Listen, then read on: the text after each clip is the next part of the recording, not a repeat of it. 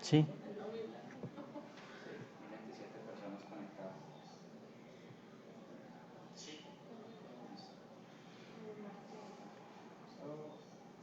Vamos a empezar.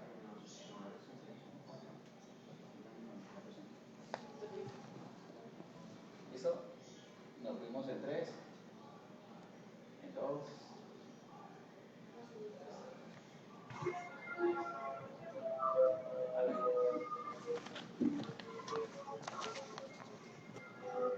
Listo, Adriana.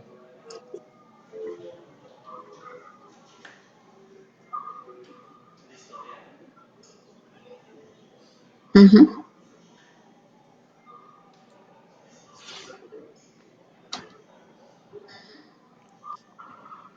Estamos al aire.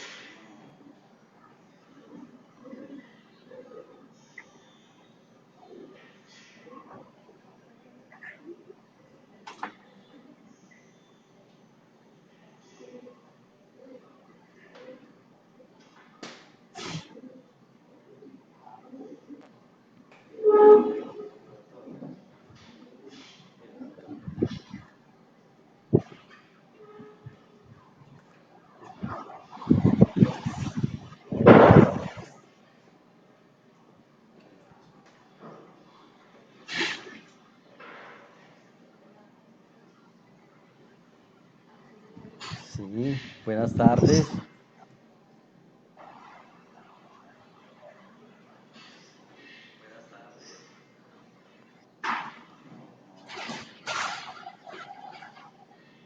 Hola Adriana, muy buenas tardes. La Academia de Historia de Marsella les da la bienvenida a este espacio virtual. Hoy hablaremos de Marsella en sus primeros 50 años. Le damos paso a don Diego Franco Valencia, quien es el secretario de la Academia de Historia del municipio. Tengo el gusto de presentarles esta conferencia que se refiere a los primeros 50 años de vida de nuestra localidad, periodo que comprende lo que podríamos llamar la época aldeana de la población. La Academia de Historia de Marsella está constituida por un grupo de marselleses formados en diferentes disciplinas del conocimiento, quienes conformaron la corporación el día 28 de julio de 2018, como una inquietud surgida en una charla informal de amigos que integraron José Fernando Gómez Correa, el coronel Germán Parra Correa y Gilberto López Ángel. La idea era fundamentalmente recopilar la historia local ante el vacío existente en el encuentro de evidencias y la inexistencia de archivos, documentos y otros aspectos de la misma historia, lo que hace difícil hallar un compendio organizado que muestre nuestro devenir histórico, excepción de algunas monografías y escritos aislados que hablan de esa misma historia. El grupo inicial estuvo conformado por Carlos Arturo y Gilberto López Ángel, José Fernando Gómez Correa, el coronel Germán Parra Correa, Emilio Rojas Herrera, Julio Giraldo Alzate, José Héctor Giraldo Cardona, Mario Salazar Salazar, Gustavo Alberto Ortiz y el suscrito Diego Franco Valencia. Posteriormente, por invitación, se incorporaron Adriana María Grisales Franco, Freddy Huberto Ríos García, Alberto Villegas Agudelo, Diego Agudelo Bedoya y Hernando Toro Chica. En el futuro nos acompañarán Jorge Emilio Sierra Montoya y Camilo Castaño Jaramillo. Se trata entonces de un grupo interdisciplinar con capacidad y autoridad para estudiar y dirimir los diferentes aspectos históricos locales. Es el encargado de reconstruir nuestra historia y nuestras memorias, fundamentándose en la realidad de nuestro devenir histórico.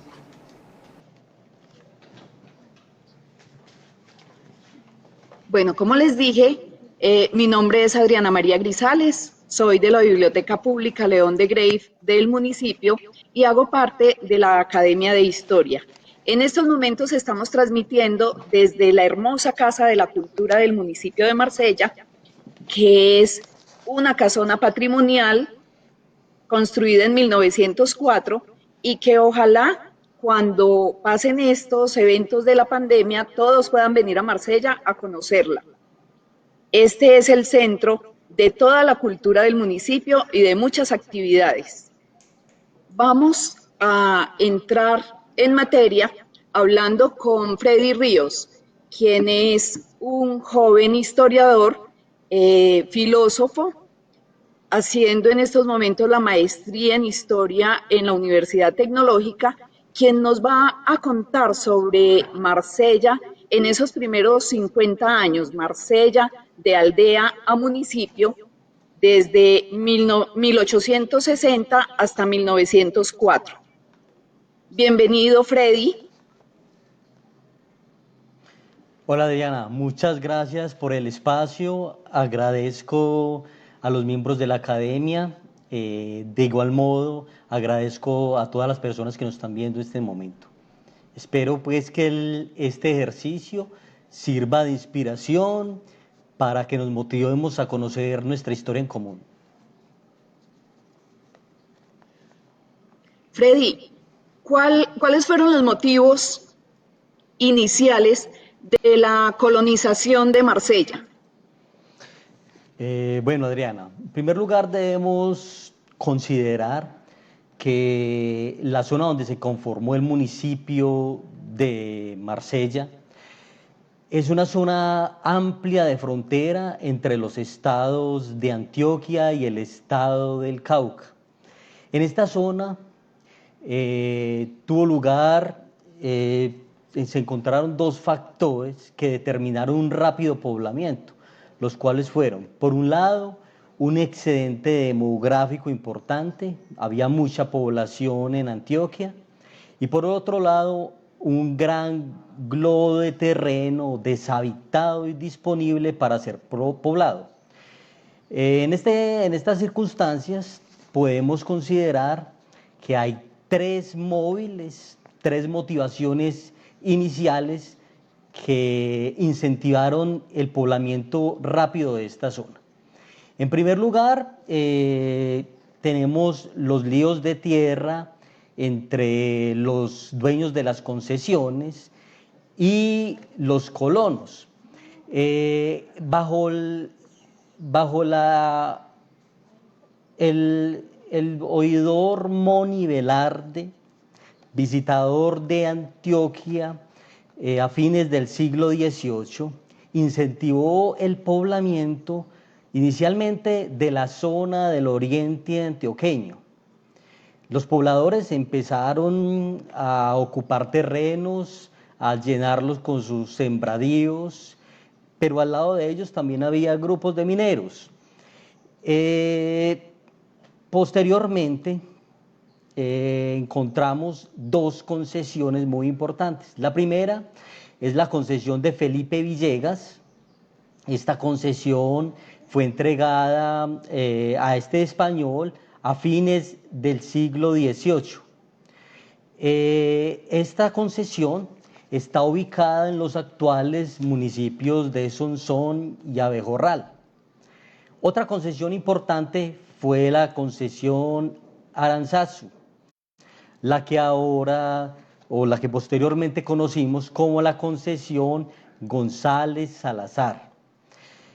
Esta concesión es bastante importante, fue determinante para el futuro de la población de Segovia.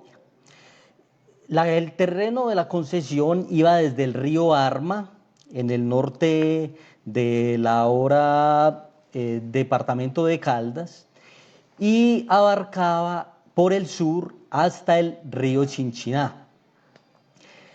El río Chinchiná, muy importante, porque era la frontera natural entre el estado de Antioquia y Caldas.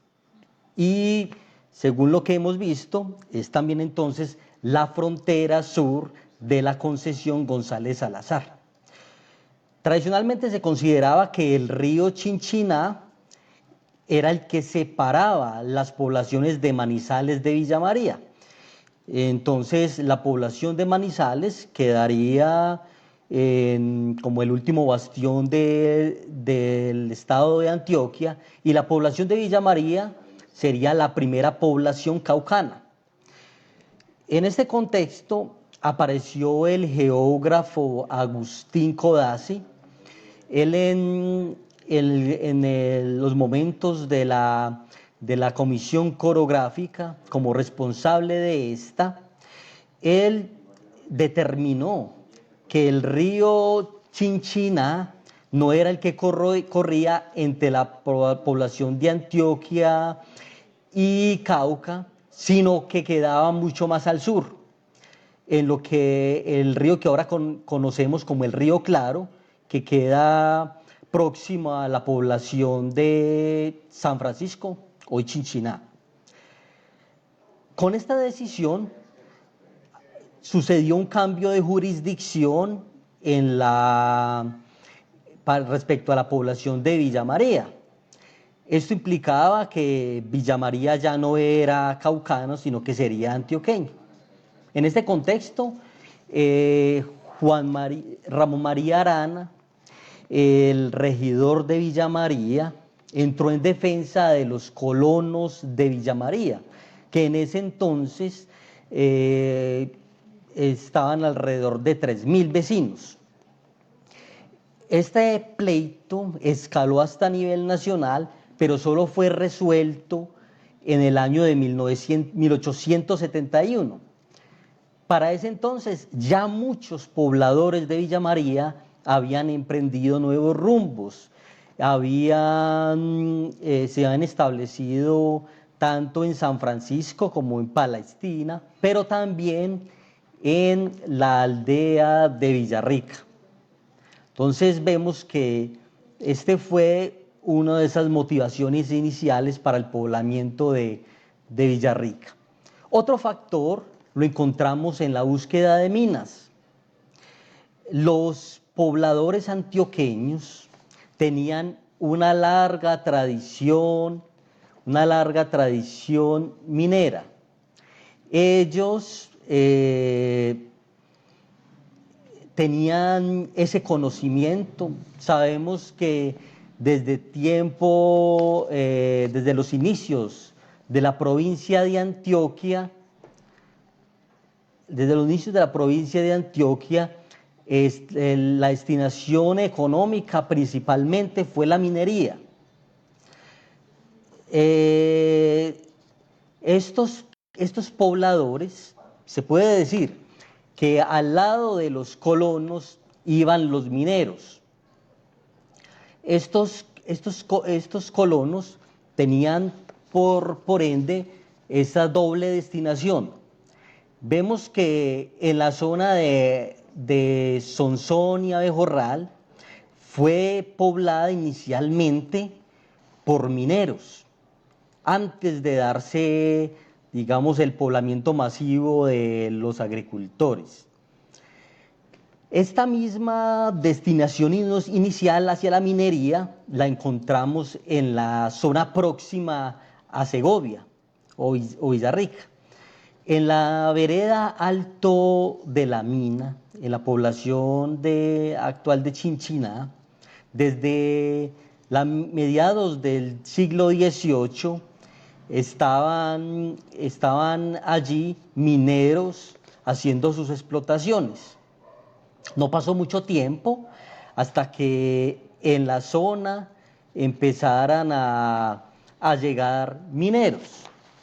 Desde el año de 1874 encontramos denuncia de minas allí en la zona de Segovia.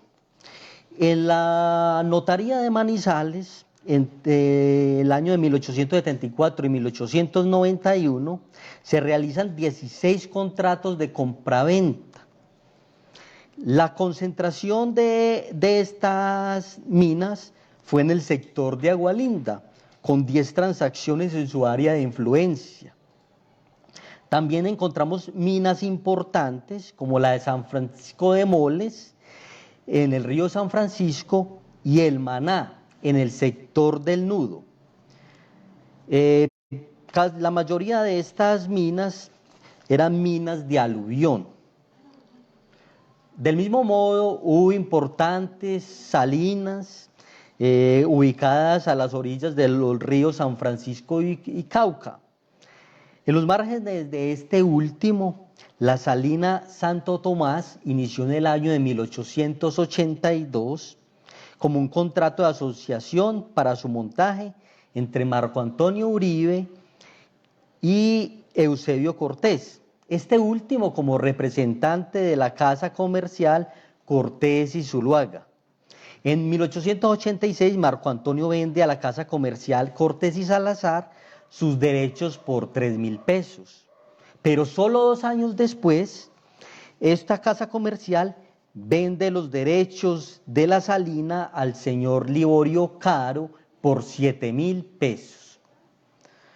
Bueno, ya para el año de 1889 se produjo una importante actividad en torno a la minería, al denunciarse en total 15 minas, solo en este año. Era necesario la denuncia de estas minas en el cumplimiento del Código de Minas del extinguido Estado de Antioquia. De estas minas, 6 de ellas eran de aluvión y estaban ubicadas sobre todo en el río San Francisco. Las nuevas minas restantes eran minas de filón, 3 de ellas de oro y las restantes en oro y plata. La mayoría de estas últimas se ubicaban en el Rayo y el Nudo. Bueno, aparte de estos 2 móviles, podemos considerar uno tercero. Debemos tener en cuenta el contexto político y bélico que se vivía en la época. Para el año de 1860 estaba al frente del Estado el conservador Mariano Espina Rodríguez. Si bien bajo su gobierno se definió la estructura federal del Estado a partir de la Constitución de 1858 y se adoptó el nombre de Confederación Granadina, había un gran descontento por parte de los estados porque no tenían la suficiente independencia. Empezaron unas acciones en cabeza de Tomás Cipriano de Mosquera.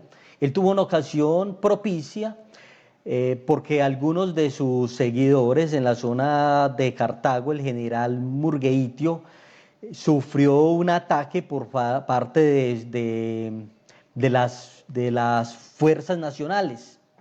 Esta fue la ocasión para que el general Mosquera decretara la salida del Estado de Antioquia de la Confederación y se iniciara oficialmente la guerra entre este y el Estado Nacional. Para el mes de agosto de 1860, el general Mosquera, con el ánimo de invadir el Estado de Antioquia, se puso en las proximidades de esta. Venía de un triunfo en la batalla de Huacas y se aprestó con todas sus tropas en la población de Villa María. Allí como les decía, en agosto, el 28 de agosto de 1860, él intenta penetrar la fortaleza natural de Manizales, pero todos sus esfuerzos resultaron infructuosos y tuvo que retirarse. Él estimuló la firma de una expunción o tratado para evitar pues, declarar su derrota, y fue aceptada por los generales Henao y Posada, responsables de la plaza de Manizales. Inicialmente estos aceptaron el tratado. Vemos que posteriormente este tratado no va a ser aceptado por el Estado central, por el Estado nacional, y esa va a ser la ocasión para que de nuevo se declare la guerra entre el Estado del Cauca y el Estado nacional, además de otros estados que apoyaban al general Mosquera. Si bien la situación fue favorable para el general Mosquera, no lo fue así para la población de Villa María. Esta población quedó en un estado de indefensión y desamparo debido al retiro de las tropas caucanas.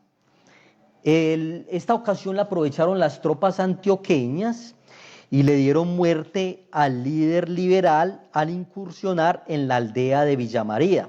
Este líder de apellido Restrepo. Sumado a esto, la persecución económica por parte de las autoridades antioqueñas conservadoras, de los vecinos liberales de la población de Manizales, fue la ocasión para que muchos de estos decidieran emigrar hacia una zona pues, libre de estos conflictos. Una de esas zonas, de las zonas escogidas por estos vecinos, fue la población de Villarrica. Dentro de estos vecinos que emigraron encontramos a Pedro Pineda, quien fue el que la tradición considera el primer poblador de la aldea de Villarrica.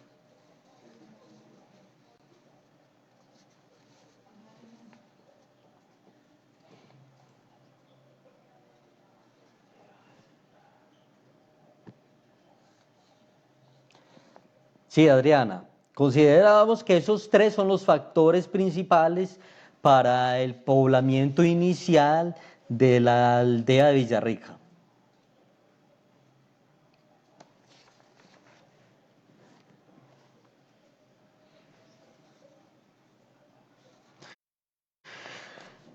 Bueno, los pobladores iniciales de Villarrica, como ya lo manifesté, entre esos tenemos a Pedro Pineda, también encontramos a José Bedoya y Nicomedes Giraldo. Estos tres se consideran los pioneros en la exploración del territorio. Ahora bien, debemos tener en cuenta que el poblamiento no es una empresa individual, sino una empresa colectiva. Esto se evidencia en la inicial solicitud de tierras que elaboraron los pobladores antes del año de 1865. Este fue un memorial firmado por 130 pobladores. Este memorial tuvo una respuesta favorable de parte del estado del Cauca, pero este poblamiento, del mismo modo, podemos determinar que es un poblamiento generacional. Este poblamiento se inicia con los bisabuelos, abuelos, padres de los futuros pobladores de Villarrico. Si hacemos un recorrido por las poblaciones de Antioquia, ¿pueden colocar por favor la diapositiva?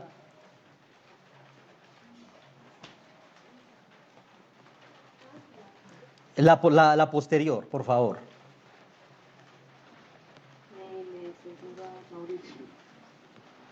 Bueno, en esta diapositiva observamos cómo las familias se van desplazando desde la zona de influencia, desde la matriz poblacional del oriente antioqueño. En la población de Río Negro y Marinilla encontramos a las familias de los primeros pobladores. La familia de Pedro Pineda provenía de Cataluña, España. Llegaron al nuevo reino de Granada hacia el año de 1670 y se establecen en la zona de Marinilla, permaneciendo allí por varias generaciones. El abuelo de Pedro Pineda, Juan Ignacio Pineda Hidárraga, junto a su esposa Juana de la Cruz Castaño, aparecen en el padrón del santuario en el año de 1786, como parte del grupo de colonos pobladores. En 1787 nace Juan de la Cruz Pineda, quien es bautizado en Marinilla. Posteriormente, la familia Pineda se asienta, como lo observamos en la imagen, en la zona de Abejorral, en tierras de la concesión Villegas, en donde son unos de los primeros colonos exploradores. Allí nace precisamente Pedro Pineda, en el año de 1836. La familia persiste en su transhumar y en 1841, en Salamina, nace otro hijo de la familia, Juan Pineda. Posteriormente, la familia ya la encontramos en Manizales. En el censo de 1850 encontramos a Pedro Pineda y ya no aparece el padre de Pedro Pineda, aparece su madre, Nazaria Osorio, como viuda, y Pedro Pineda aparece con 14 años. Posteriormente, él se casará en el año 1853 con María Gregoria Muñoz, cuyos padres provenían de Arma Vieja y de Aguadas, y ya él en el año de 1860 emigra a la zona de Segovia. La segunda familia, la familia Bedoya, estuvo involucrada en los primeros años del siglo XIX en el poblamiento y colonización de Sonsón. Allí encontramos el padre de José Bedoya, llamado Justo Bedoya, y la madre de esta, María Antonia Galvis. Allí tienen sus hijos, como le decía José Apolinar, nace en el año de 1811, y posteriormente contrae matrimonio con Estanislada Obando, de cuya unión nacen sus hijos. Desde el año de 1836 los encontramos en los registros y hasta el año 1853, fecha en la que nace el último hijo nacido en Sonsón, Justo Alejandro. Justo Alejandro precisamente es el que encontramos en la imagen.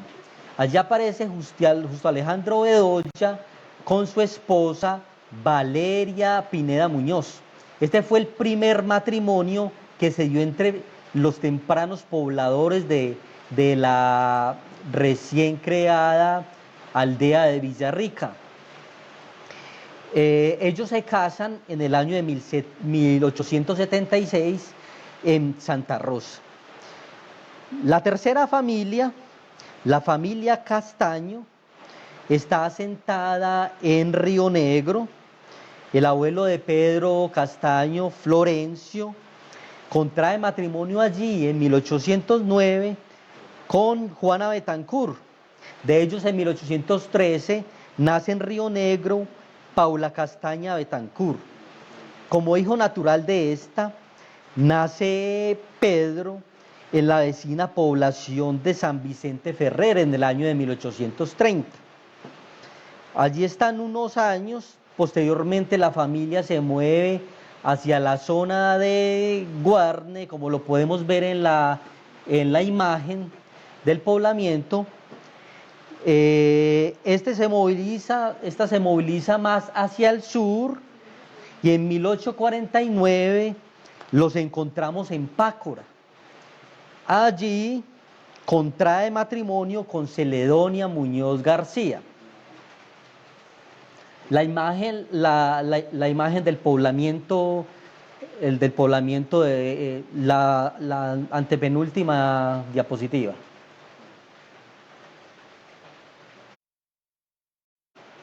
Bueno, es importante este matrimonio entre Pedro Castaño y Celedonia Muñoz. Celedonia Muñoz es hermana de María Gregoria Muñoz, la esposa de Pedro Pineda. Estos son hijos de Nepomuceno Muñoz y de Felipa García, que les decía, los encontramos en la zona de Arma y de Aguadas. Esta familia se emparenta con la familia de Pedro Pineda. Ellos sirven, el matrimonio Castaño sirve de padrinos del matrimonio de Pedro Pineda con María Gregoria Muñoz. Este vínculo explica por qué la familia Castaño Muñoz es una de las primeras en seguir la iniciativa de Pedro Pineda, instalándose a su llegado a Villarrica en el sector del Porvenir. La familia Betancourt, como lo observamos en la imagen, tiene su tronco en Antioquia, específicamente en Marinilla y en San Vicente Ferrer. José María Betancourt y Nicolás Agudelo, abuelos de Luis Betancourt, uno de los que se considera pobladores iniciales de Villarrica, se casan en esta zona finalizando el siglo XVIII. Uno de sus hijos, Vicente Betancourt Agudelo, contrae matrimonio con Salvadora Cardona en enero de 1807 en Marinilla, y aparecen en el padrón de la misma parroquia en 1813, junto a sus hijos Luis Betancourt Cardona y Josefa Betancourt Cardona. Luis Betancourt, como lo decía, que será uno de los fundadores de Segovia, y su esposa Lucía Londoño aparecen con su hijo Pío Betancourt en el año de 1842 en Salamina. Esta familia, en los primeros años de la década del 60, en el siglo XIX, llegan a Segovia. Ellos se instalan en el sitio conocido como San Luis. Esta familia la encontramos en los registros iniciales de la viceparroquia de Segovia. Allá aparece Paula Custodia Betancourt Zapata, hija de Antonio Betancourt y nieta a su vez de Luis Betancourt. La última familia que se considera como fundadora de la población de Villarrica es la familia Otálvaro. Estos los encontramos ubicados en el siglo XVIII en el oriente de la provincia de Antioquia. De Río Negro, precisamente, eran vecinos Juan Ángel Otálvaro, quien se casa con Juana de la Cruz Arango en la vecina población de Marinilla en 1810. Como fruto de esa unión, nace Felipe Santiago María Otálvaro Arango, quien es bautizado en Río Negro en 1827 y posteriormente contrae matrimonio en 1849 ya en la población de Pácora con Juana Aguirre.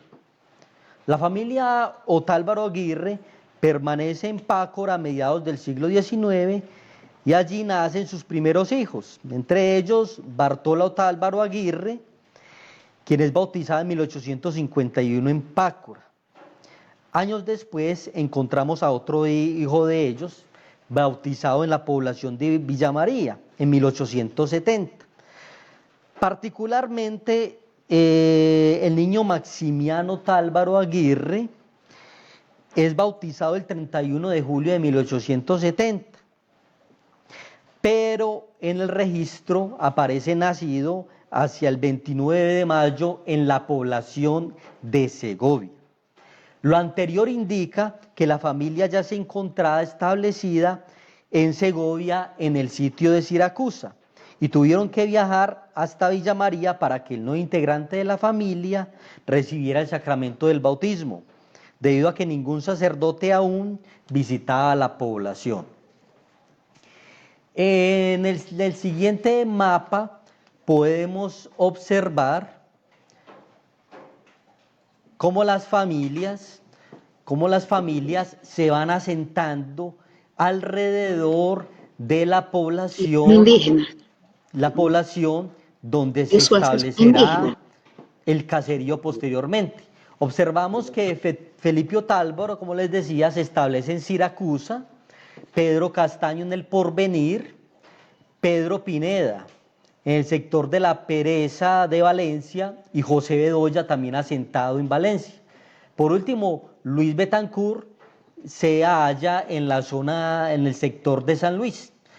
Estos pobladores de algún modo preveían el sitio final en donde quedaría el casco urbano de la población, ya que lo reservaron, lo dejaron libre para destinarlo a este fin. Eso consideramos que son los pobladores iniciales y los motivos que impulsaron a estas familias siguiendo un derrotero hacia el sur. Encontramos entonces que se trata de una colonización de tipo generacional.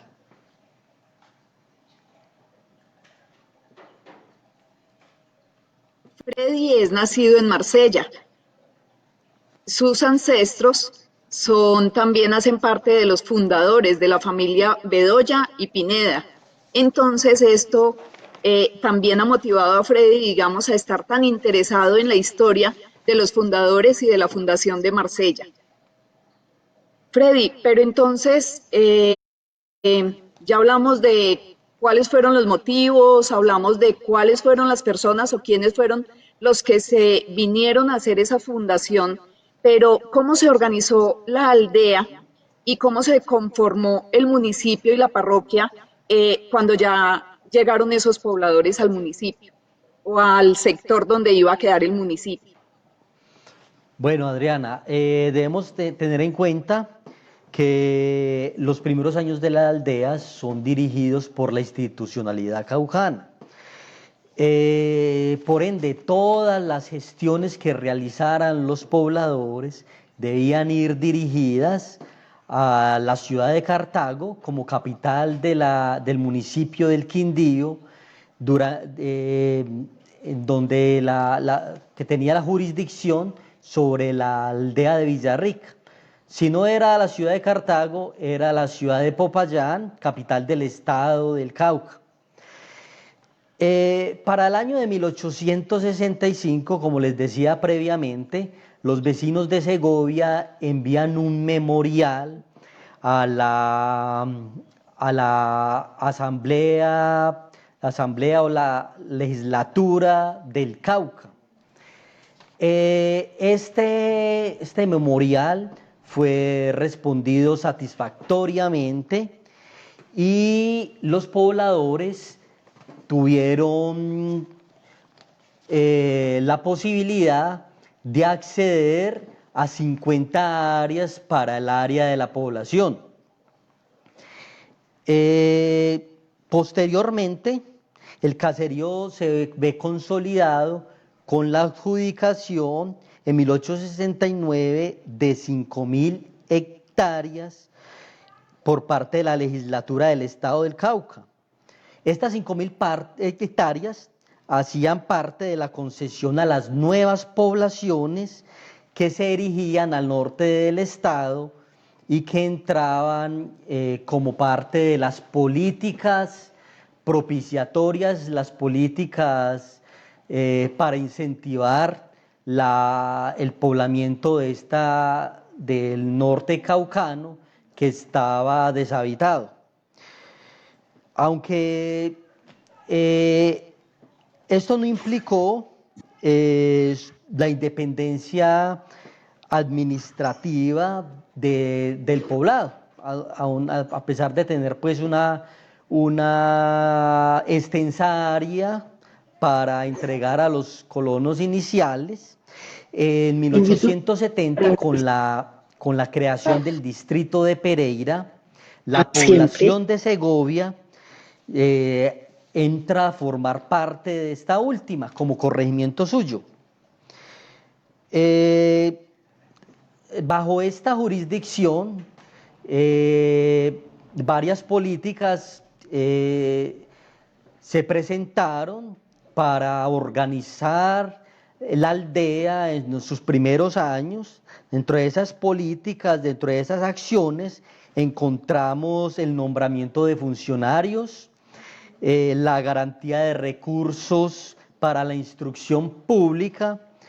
La instrucción pública se garantizaba a partir de la renta del aguardiente y el impuesto al tránsito de ganado hacia otras provincias. Pero también otra de estas políticas para el bienestar de la población era el mantenimiento de los caminos. De estos caminos, el más importante era el denominado Camino sobre la Cordillera de San Francisco. Este camino era mantenido en gran medida gracias al trabajo personal subsidiario. El trabajo personal subsidiario consistía en unos días que los vecinos de las poblaciones debían destinar para el mejoramiento, como ya lo dije, de vías y para emprender otras obras públicas en beneficio de toda la comunidad. Bueno, también encontramos a los pobladores participando en la vida política. Ellos participan como electores de los representantes a la municipalidad en el año de 1873, disculpe. También son nombrados jueces y procuradores para la misma época. Ahora bien, gracias al rápido crecimiento de la población, el caserío es elevado a la categoría de distrito.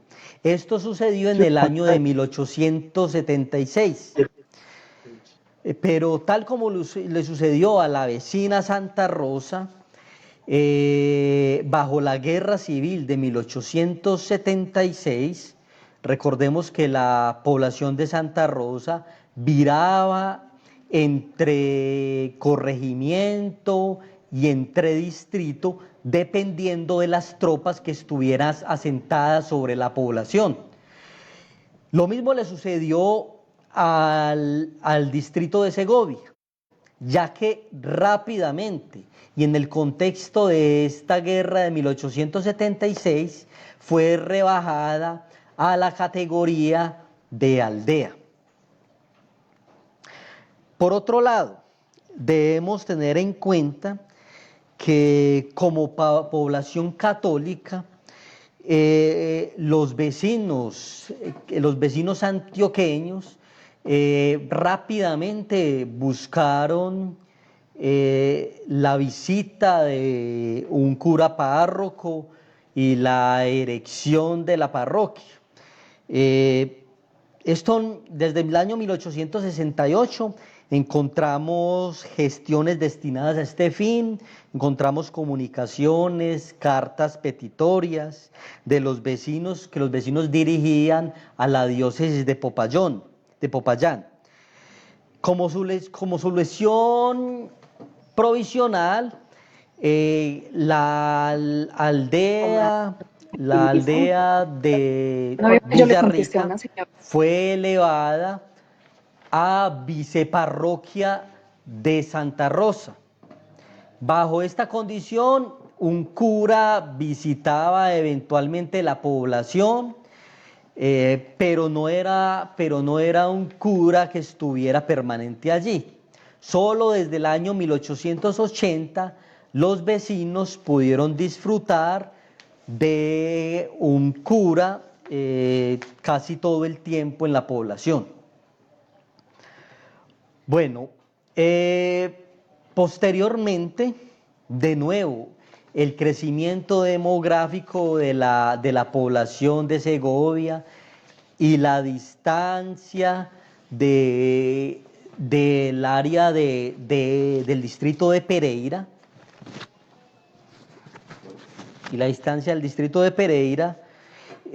hizo que los vecinos elevaran también peticiones para mejorar su condición, para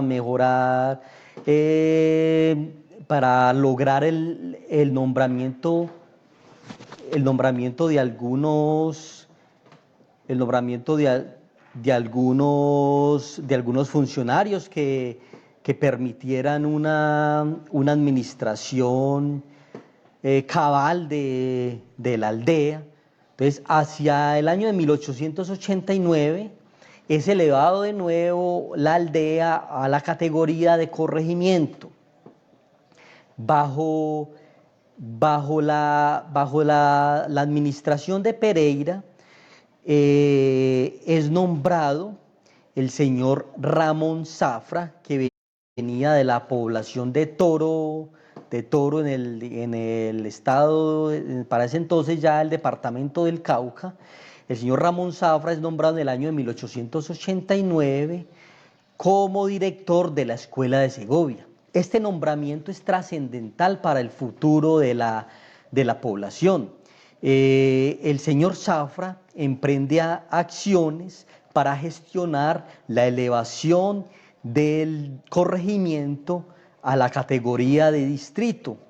Esto se logró hacia el año de 1904 por parte de la Asamblea del Cauca. Bueno, por el lado de la jurisdicción eclesiástica, la viceparroquia continuó con sus gestiones los vecinos continuaron con sus gestiones para lograr la erección de la parroquia. Ya en el año de 1905, con el concurso de Monseñor Gregorio Nacianceno Hoyos, se logró en una visita parroquial que él tuvo en el año de 1905, se logró la elevación de la viceparroquia a la categoría de parroquia. Bueno, Adriana, ese sería como el derrotero que siguió la población para lograr la elevación a la categoría de distrito, de municipio, y por el lado eclesiástico la categoría de parroquia, lo cual permitió mayor independencia para los vecinos y una gestión más directa de sus recursos. Bueno, Freddy, creo que hoy nos hemos dado un baño de historia de nuestro municipio de Marsella, sobre sus orígenes fundacionales. Aquí hay una persona que nos hace una pregunta, es Valeria González, que vio la imagen, la primera imagen que se publicó y pregunta quién es esa persona. Tal vez está hablando de la imagen donde aparece justo Alejandro Sí, Bedoya y Valeria Pineda. sí, Bueno, estos, como les decía, ellos fueron el primer, puede colocar la imagen, por favor. Estos fueron el primer Valeria Pineda y matrimonio, Justo Alejandro fueron el Bedoya. primer matrimonio en los incipientes pobladores. Valeria era hija de Pedro Pineda. Ella llega a la población de 2 años, puesto que ella nace en el año de 1858 en la población de Villa María.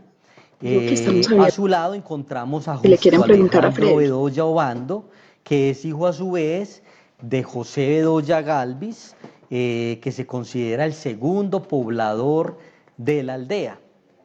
Es tal vez la imagen más antigua que poseemos de los iniciales pobladores.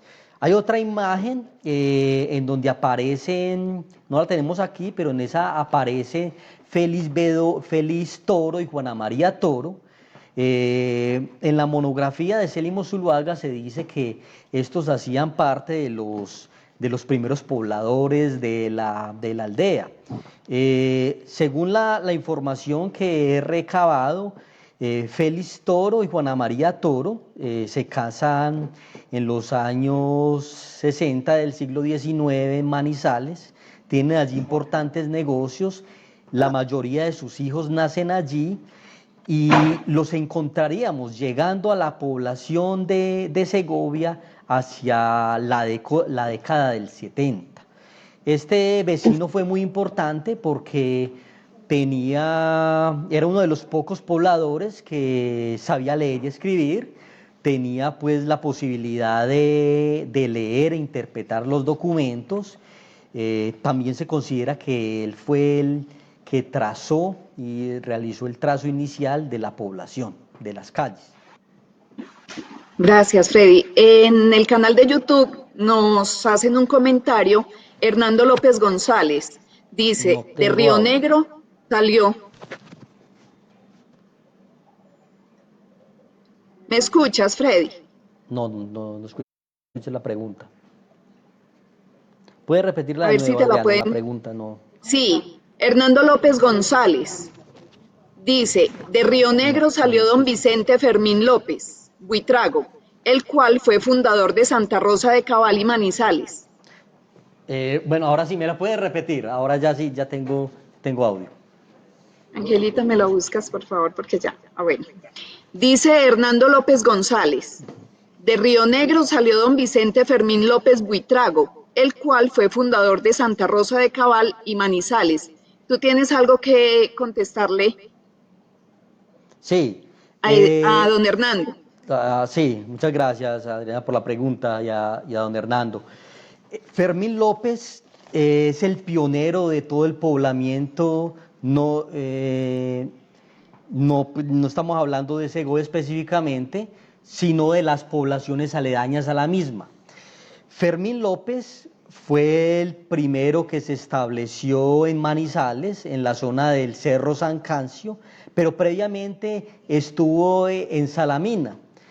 Debido a los conflictos que ya ilustramos entre los concesionarios y los iniciales colonos, Fermín López tuvo que salir de la población de Salamina, se dirigió al sur, llegó, como les decía, al Cerro San Casio en Manizales, pero posteriormente se dio cuenta que todavía estaba en terrenos de la concesión González Salazar.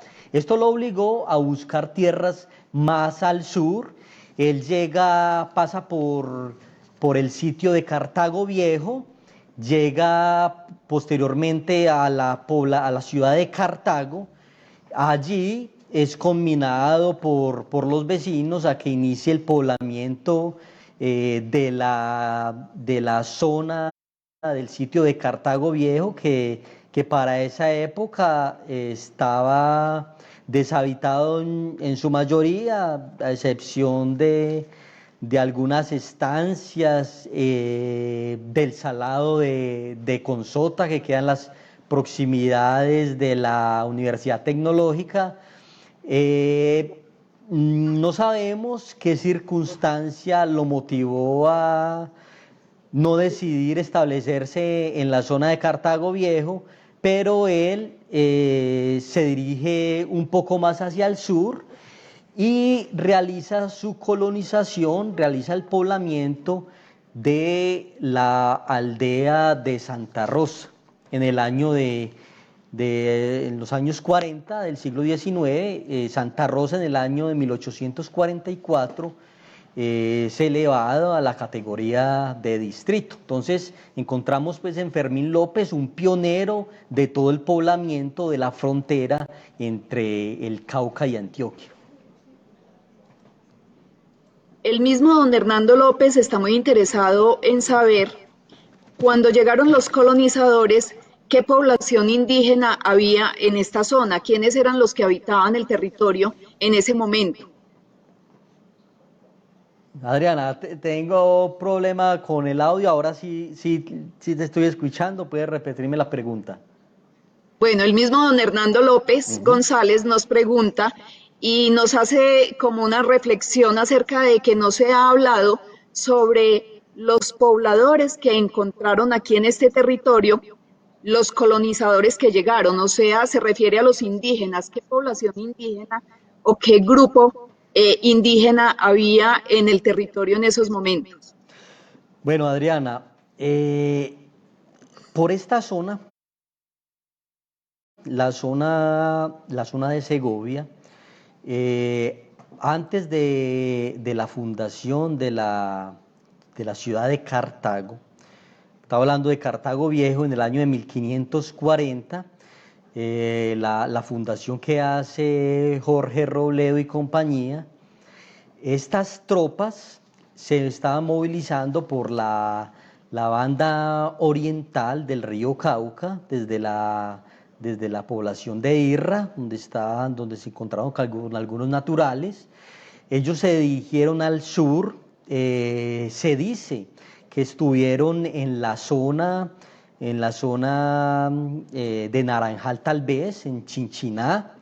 Allí el relato de Pedro Sarmiento, el primer escribano de Jorge Robledo, él relata que llegaron alrededor de 3.000 indígenas a rendirle tributos. Ellos posteriormente envían una avanzada y se considera que pasan por los terrenos de Segovia. Ellos, al parecer, suben a la zona del Alto del Nudo, desde donde hacen el avistamiento de una población importante. Esta población,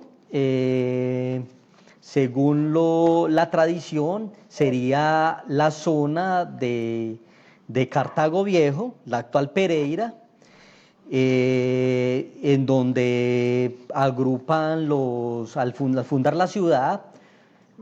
Hago un paréntesis allí. Yo decía previamente que una fundación no se hace con 5 vecinos.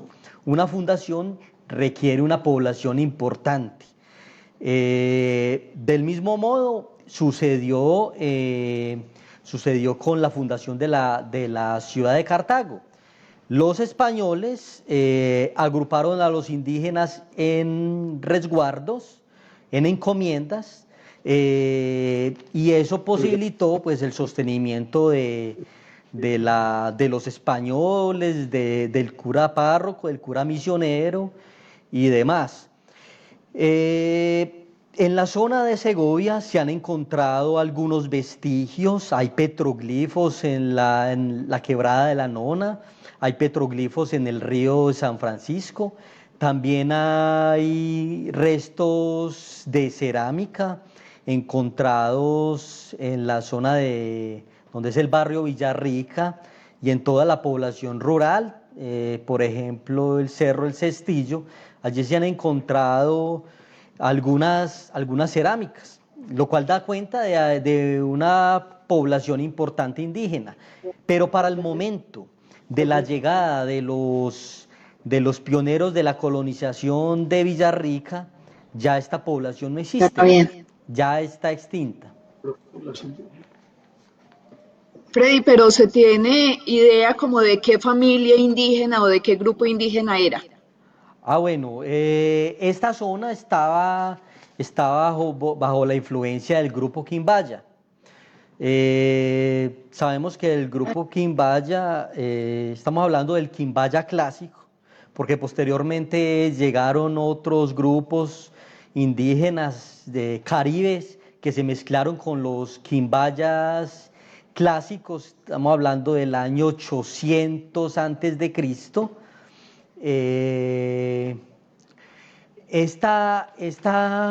Este territorio, como lo digo, está bajo influencia quimbaya. Toda la zona, lo que se conoce como el río Tacurrumbí o el río Chinchiná, hasta el río Segres o el río La Vieja hacia el sur, y al occidente el río Cauca, y por el oriente hasta la cordillera central, donde ya empezaba a hacer presencia grupos pijaos y el grupo indígena de los Quindos. Entonces estamos allí, sabemos que esta zona era habitada por grupos quimbayas. Bueno, sí, aquí en la Casa de la Cultura sabemos que tenemos un poco de esos vestigios de la cultura quimbaya en nuestro museo precolombino. Laura Carolina Galvis Uribe nos pregunta, ¿hacia 1860 los pioneros tenían vocación minera o agrícola? Bueno, como lo mostramos, en la población antioqueña se mezclaban los dos oficios. Decía que Antioquia durante muchos siglos el renglón principal de su economía fue la minería. Habían también cultivos, pero no tan importantes. Se dice que las tierras de Antioquia estaban agotadas, pero tenemos un antecedente, un indicio importante en las gestiones que realizó el visitador Moni Velarde. Él propició en los vecinos, estamos hablando del oriente antioqueño, él propició el poblamiento de nuevas zonas para ser destinadas a la agricultura. Pero la población que llegó mezclaba los dos oficios.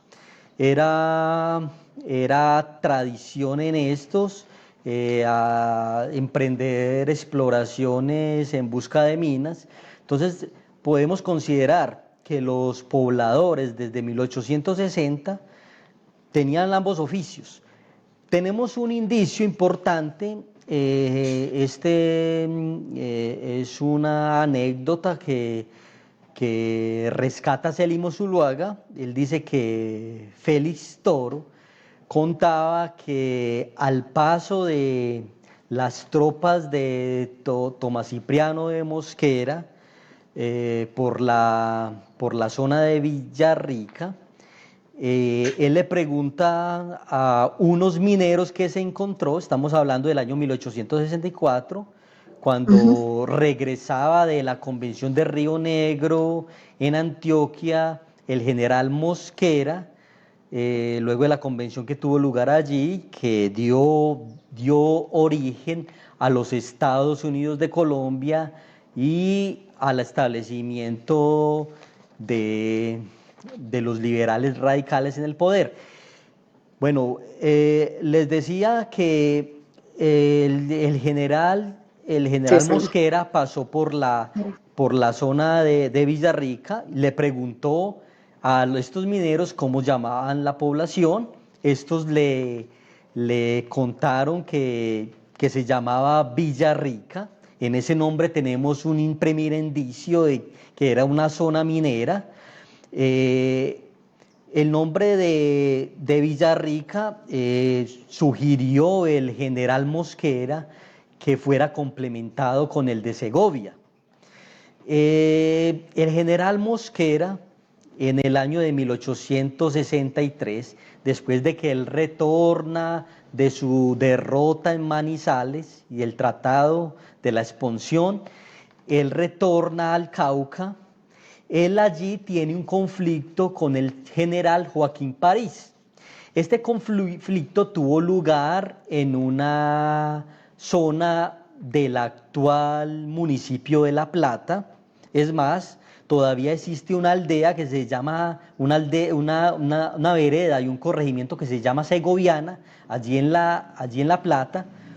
Entonces, en ese conflicto, el general Mosquera resultó vencedor y le traía pues muy buena recordación. Él le dice a los vecinos, los mineros que se encuentran allí en Villarrica, que ese terreno es muy parecido al terreno de Segovia, donde él derrotó al general París, y le sugiere que cambien el nombre.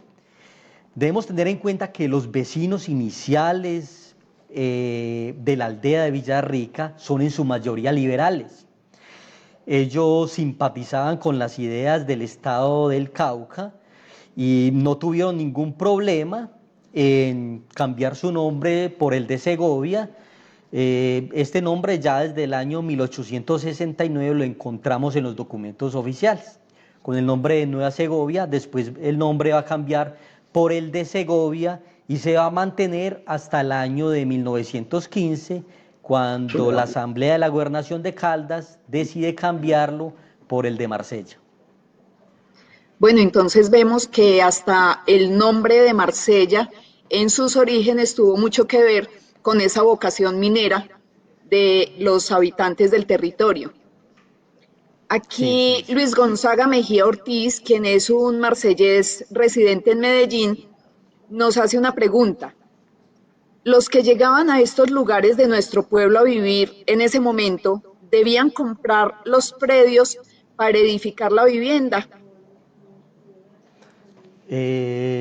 Muchas gracias por la pregunta, Gonzaga. Debemos tener en cuenta, como les decía, esta zona era una zona de frontera. Había un interés de las autoridades caucanas por su poblamiento. Esta zona constituía de algún modo un tapón para el comercio entre la provincia de Antioquia, o entre el estado de Antioquia y el estado del Cauca. Las autoridades caucanas propiciaron el poblamiento. Se dice que hay un relato donde dice que hay una animadversión de parte de los caucanos hacia los antioqueños. Estamos hablando de la zona de Pereira. Pero realmente lo que encontramos es una connivencia y un mutuo interés entre caucanos y antioqueños. Las autoridades caucanas, como les decían, propiciaron el poblamiento y le entregaron a la población 50 áreas para el área donde sería establecido el poblado. Posteriormente son entregadas 5.000 hectáreas para ser repartidas entre los pobladores que llegaban. En el año de 1863 la Convención de Río Negro, entonces ya como política nacional, estableció que la zona comprendida entre el río Tun y el río Chinchiná iba a ser destinada para el fomento de nuevas poblaciones. Entonces, los pobladores iniciales no tenían que comprar su tierra. Estas tierras les eran adjudicadas, depende del número de integrantes de la familia, y había unos números de hectáreas que se manejaban para ser entregadas a los pobladores. Caso contrario a lo que sucedió en el norte o en el norte del Cauca, en la frontera sur de Antioquia. Allí las concesiones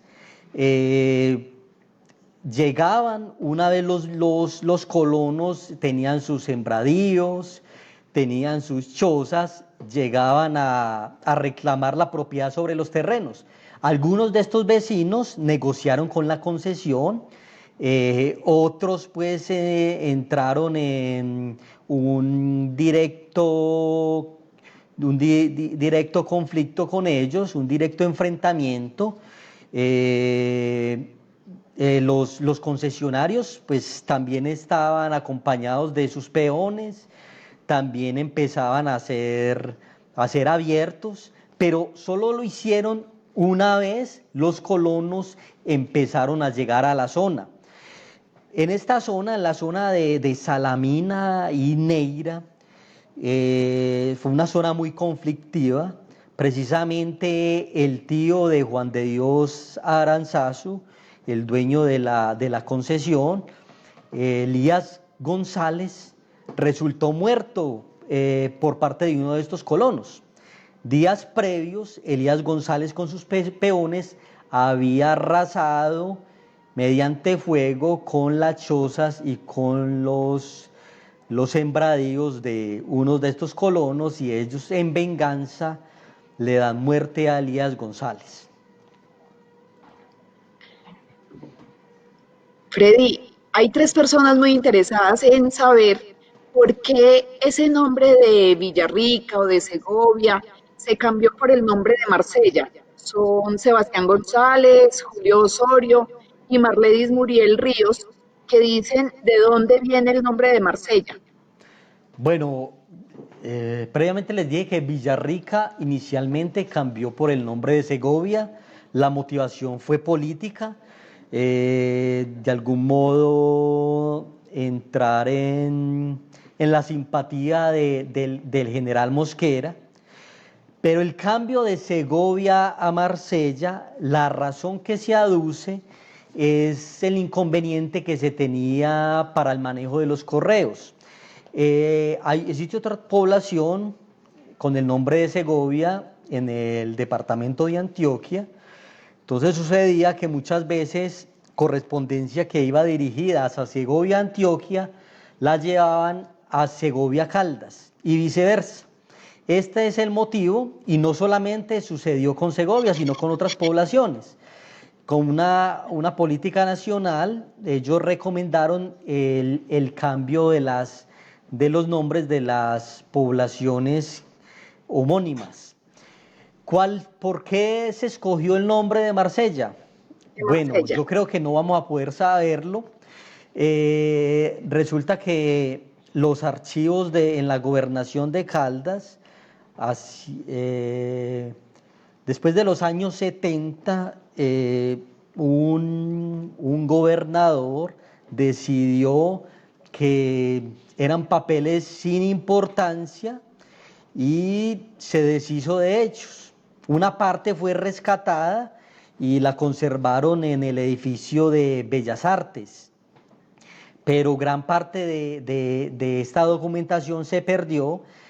Entre esta documentación perdida, según pues consulta que hice en el archivo de la gobernación, están todos los documentos que hacían referencia a esta ordenanza. Solo conservamos la ordenanza en sí, las motivaciones no las conocemos, entonces tal vez no podremos conocer cuál fue la razón de la escogencia del nombre de Marsella. Se tiene como hipótesis la influencia de algunos sacerdotes franceses, pero no se tiene más allá ningún dato concreto. Sí, digamos que desde aquí, desde la biblioteca, hemos podido como encontrar algunas versiones sobre eso, donde la gente habla de las buenas relaciones que había entre la parroquia y Francia, tanto que de la primera biblioteca muchos de los libros eran en francés. Sí, esta biblioteca fue muy importante, la biblioteca que gestionó el padre Estrada. Para la construcción. Fue un medio para culturizar la población en los inicios del siglo XX.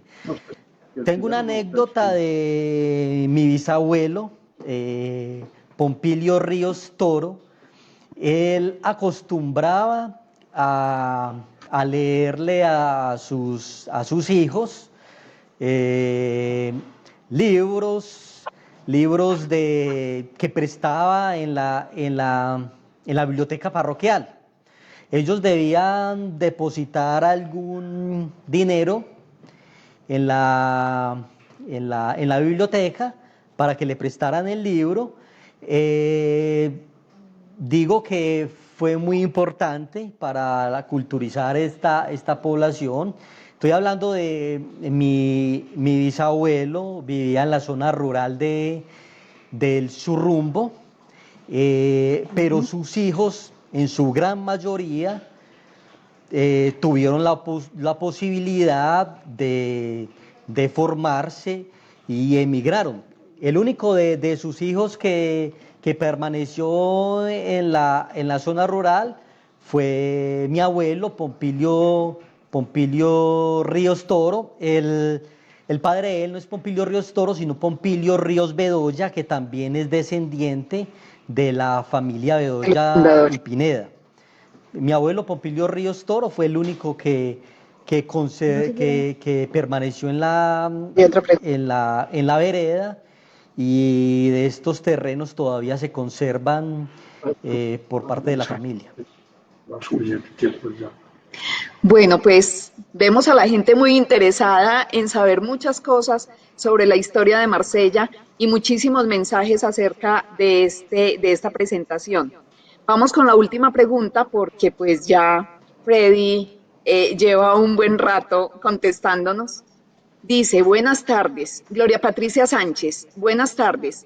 ¿Usted tiene conocimiento sobre un naufragio que hubo en el río Cauca en el sector de Chapetón, el túnel entre la Virginia y la vereda Estación Pereira de Marsella? Dicen que eran colonos de Marsella, pero no tengo mucho conocimiento al respecto. Es un sitio lleno de remolinos. Hasta allí el río Cauca es navegable. Bueno,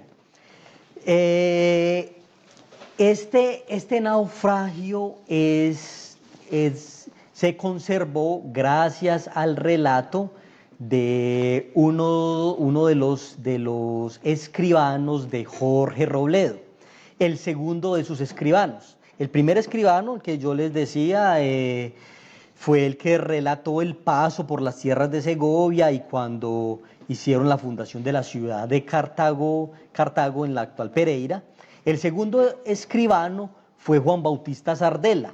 Jorge Robledo tuvo que viajar a Popayán porque había algunos problemas respecto a la jurisdicción y respecto a, digamos, a los derechos que tenían el adelantado Sebastián de Belalcázar y el español que fue pionero en la zona del Chocó o de la provincia de San Juan, Sebastián de Andagoya. Resulta que al regreso de Popayán, Robledo emprende pues su trayecto por el río Cauca, gran parte por el río Cauca, pero ellos luego de la zona de la Virginia, el río se encañona. Este río, por los lados de Beltrán, tiene unos rápidos. El relato de Juan Bautista Sardela da cuenta de de las afugias que pasaron estos españoles. Según el relato no hubo muertos, pero sí estuvieron en gran riesgo, ellos naufragaron, fueron rescatados por nativos, algunos nativos que los acompañaban como bogas, ellos fueron rescatados, pero esta zona desde entonces se conoce como el Paso de los Chapetones. Esta zona es importante porque es la confluencia del camino real de Occidente. El camino real de Occidente tenía dos vertientes. Una era por los lados de Anserma-Nuevo, pasando por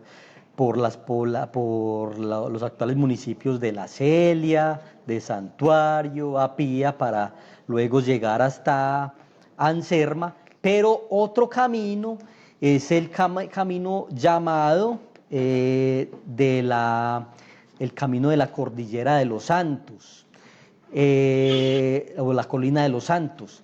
¿Por qué la Colina de los Santos? Porque por este camino atravesaba las poblaciones de San José, San Joaquín y comunicaba con Santa Ana o con Anserma.